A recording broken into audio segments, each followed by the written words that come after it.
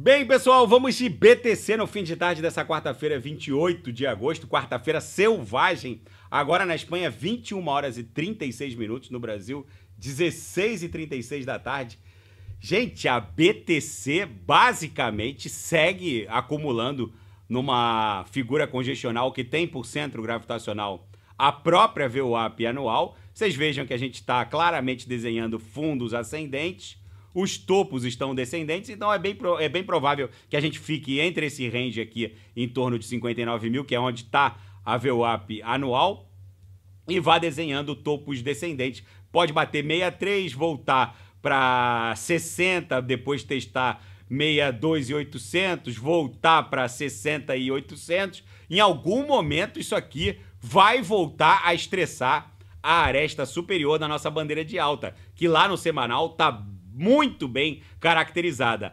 Os shortados estão imaginando que a BTC vai buscar a base dessa canaleta virtual de baixa, mas que na verdade é uma grande bandeira de alta. Eles estão apostando que a BTC vai buscar algo ali em 47, talvez 46 mil dólares. É só dar refresh aqui no índice do medo e da ganância para a gente entender que a esperança de um mercado altista no curtíssimo prazo foi solapada. Basicamente, o que está vigente agora é basicamente uma desesperança em termos de um mercado altista no curtíssimo prazo.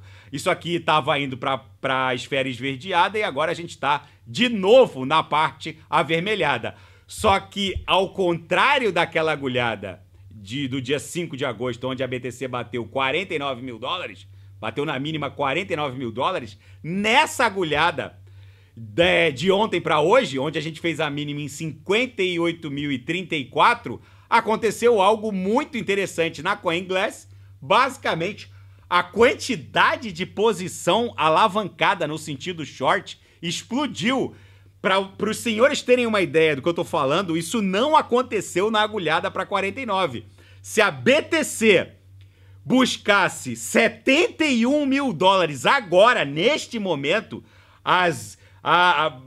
dia 28 de agosto, no começo da noite agora na Espanha, se a BTC buscasse 71 mil dólares, mais de 8 bilhões de dólares em liquidação forçada ia ocorrer sob os nossos olhos.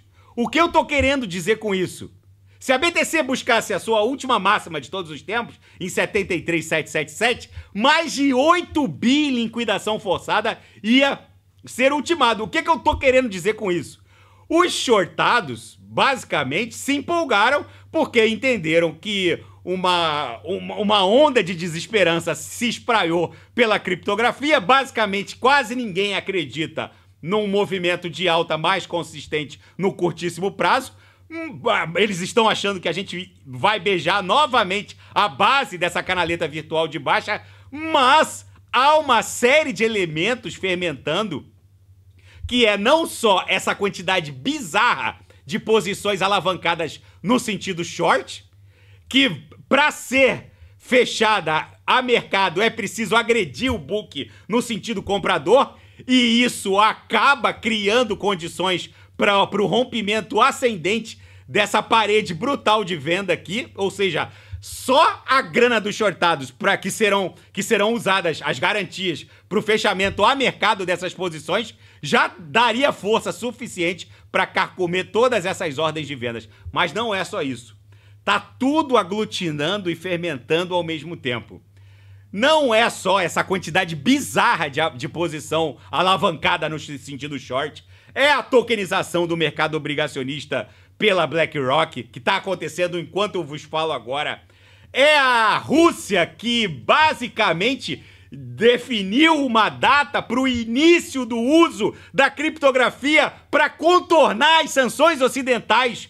Gente, eu vou repetir, a partir de 1º de setembro, daqui a 3 dias, a Rússia vai autorizar o uso por corporações estatais e privadas de stablecoins, criptoativos para quitação transnacionais de divisas, porque eles foram expulsos do sistema SWIFT de pagamentos por conta da invasão da Ucrânia.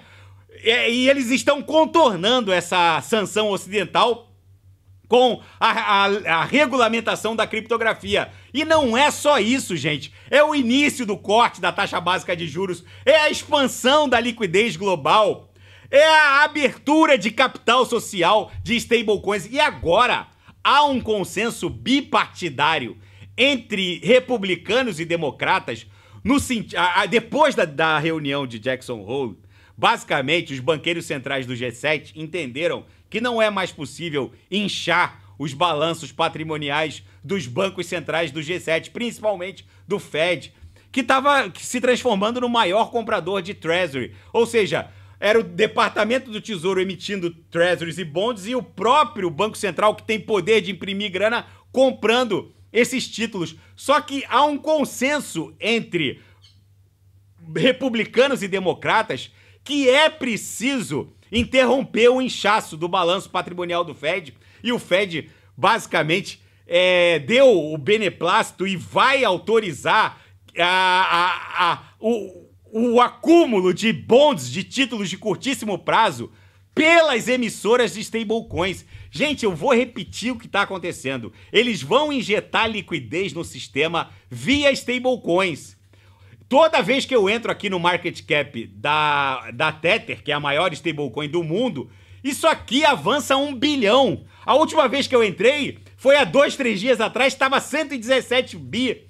Hoje já está 118 bi. Gente, até o final desse ciclo, haverá mais de 1 trilhão de dólares em stablecoins. Tudo isso vai basicamente criar uma mega liquidez para o mercado obrigacionista norte-americano, porque as emissoras de stablecoins são ávidas e vorazes compradoras de títulos de curtíssimo prazo, porque eles não podem deixar o dinheiro preso muito tempo. Se algum gigante tentar resgatar, eles têm que fazer a transferência bancária. Soluciona o problema do inchaço dos bancos centrais. Só que isso, gente, vai injetar uma liquidez nas DeFis sem precedentes. Não é à toa que, além do consenso republicano e democrata no sentido de permitir um inchaço do market cap das stablecoins, que basicamente vai a 1 tri daqui a pouco, toda vez que eu olho isso aqui aumenta 1 bi, o CEO da Coinbase agora afirmou que, olhando o gráfico de adoção de uso de stablecoins como pagamento, em muito pouco tempo o pagamento de despesas do dia a dia, o mainstream dessa quitação de despesas do dia a dia será via stablecoin. O CEO da Coinbase, agora que a própria Apple, quando anunciou há poucos dias atrás o lançamento do iPhone 17, já reportou que vai ser nativo do Apple Wallet, o wallet onde a gente coloca os cartões direto no wallet da Apple, já vai ser nativo do wallet do iOS a integração com a blockchain da BlackRock, permitindo o pagamento de despesas do dia a dia com o SDC. Gente, eu não sei se vocês estão conseguindo entender que o que está acontecendo, a Rússia legalizando a quitação de obrigações transnacionais via stablecoins, os bancos centrais do G7 basicamente autorizando o inchaço dos market caps das emissoras de stablecoins. Não sei se vocês estão conseguindo entender o nível de transferência de riqueza que está se desdobrando sob os nossos olhos.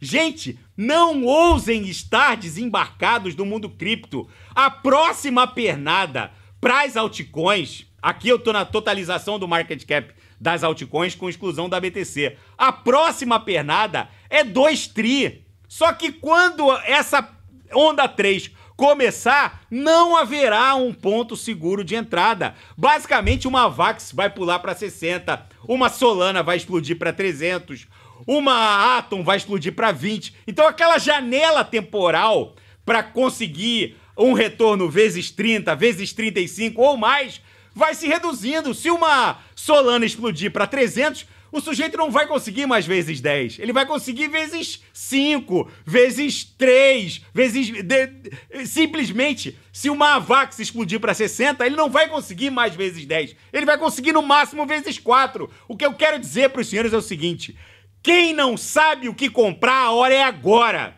A gente está diante do que vai ser lembrado como a maior transferência de riqueza desse século. A quantidade de fatos fermentando de forma concomitante, o aumento da liquidez global, a tokenização do mercado obrigacionista pela BlackRock. Enquanto eu vos falo agora, a BlackRock está tokenizando títulos do Tesouro, da Secretaria do Tesouro norte-americano em blockchain, na rede ETH.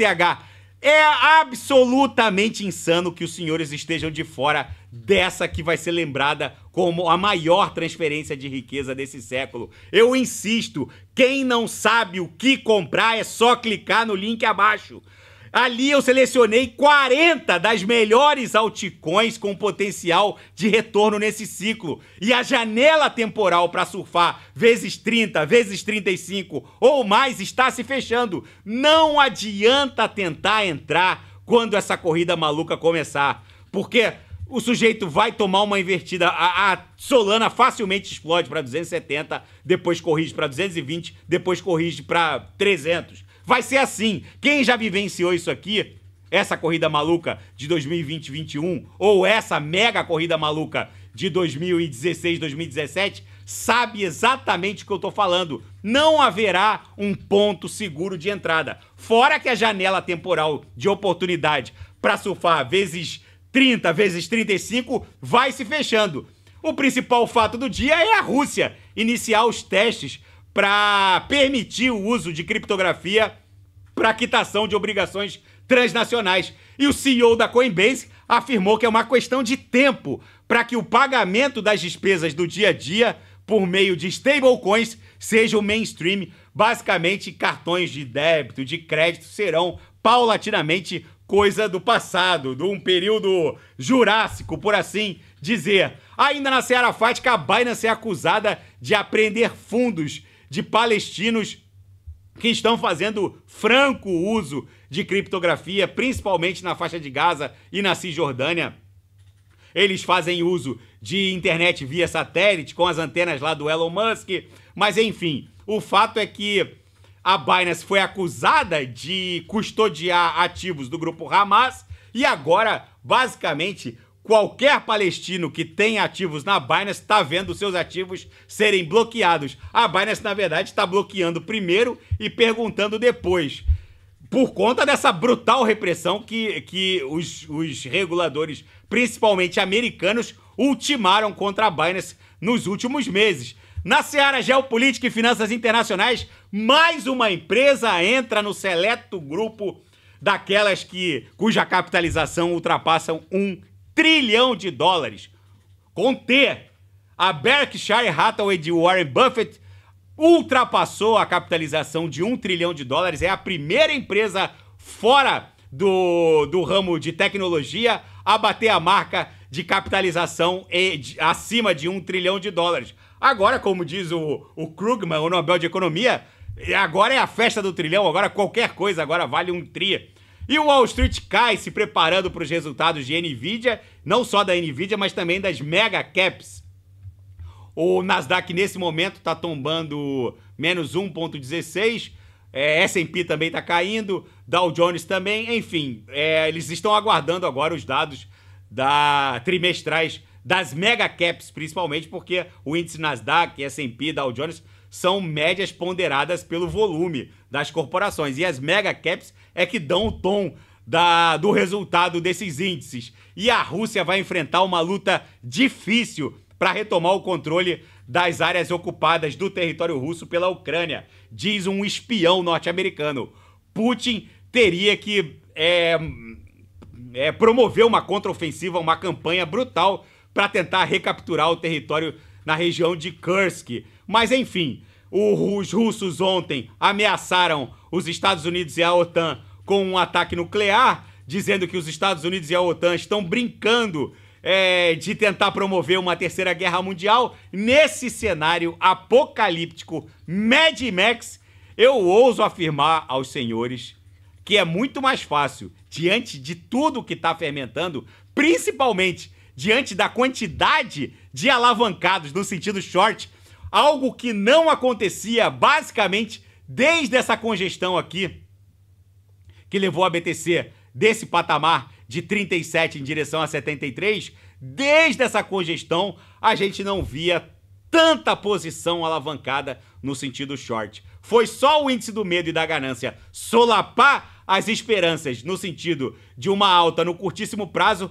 que a quantidade de alavancados no sentido short explodiu. Tudo isso está fermentando com todos os fatos que eu reportei, principalmente a regularização do uso de stablecoins pela Rússia para o pagamento de obrigações transnacionais. Gente, na minha leitura, essa acumulação que a BTC está promovendo aqui e que tem por centro gravitacional a própria VWAP anual tem total condição de voltar a estressar de baixo para cima a aresta superior dessa bandeira de alta.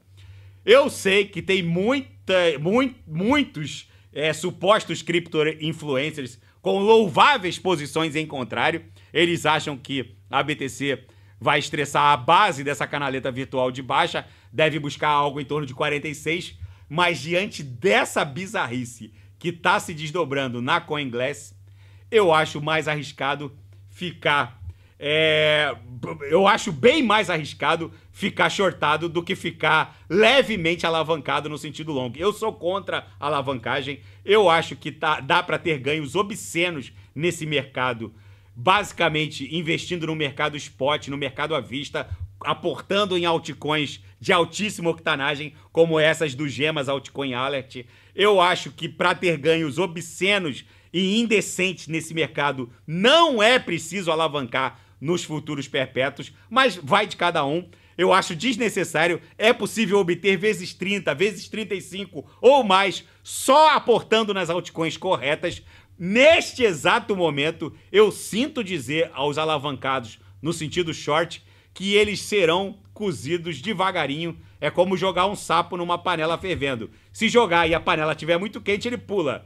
Mas se jogar o sapo com a água fria e ir esquentando devagarinho, devagarinho, devagarinho, a água ferve, o sapo é cozido e é isso que vai acontecer. Isso aqui vai subir de escadinha, vai estressar 62, 63, 67, vai buscar 70, vai formar um pullback. Os alavancados no sentido short vão se animar, vão abrir mais posições e quando a gente romper 73, 777, vai ser o volume recorde em liquidação no sentido short. Basicamente, isso aqui está caminhando facilmente para uma mega liquidação acima de 10 bi. É isso que faltava nas movimentações anteriores. É essa galera abrindo short à torto e à direito. Tá bom, pessoal? Se nada fugir do script, eu volto amanhã para analisar a própria BTC. Fiquem com Deus. E quem não sabe o que comprar, é só clicar no link abaixo, Gemas Altcoin Alert. E quem quiser sugerir alguma análise, é só colocar nas mensagens abaixo. Até amanhã, grande abraço, fiquem com Deus.